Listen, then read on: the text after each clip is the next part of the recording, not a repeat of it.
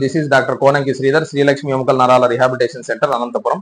మోకాలు నొప్పులు వాటి రాకుండా ఎలా కాపాడుకోవాలి అనే టాపిక్ లో మనం తీసుకుంటే, ముందులో టాపిక్స్ లో మనం అనేక దానికి సంబంధించి మాట్లాడాము. మోకాలు నొప్పులు రాకుండా ఉండాలంటే ముందుగా బరువు తగ్గడం, అదేవిధంగా వీలైనంత వరకు కాల్షియం, అదేవిధంగా ఎత్తుకు తగ్గట్టు బిఎంఐ బాడీ మాస్ ఇండెక్స్ ఎత్తుకు తగ్గట్టు బరువు చూసుకోవడము, కాల్షియం విటమిన్ డి సప్లిమెంటేషన్ తీసుకోవడము, తర్వాత నీరెండలో ఉదయం సాయంత్రం కూర్చోవడం, దానివల్ల విటమిన్ డి అనేది ప్రకృతి పరంగా మనకి ఇచ్చినటువంటి వరం.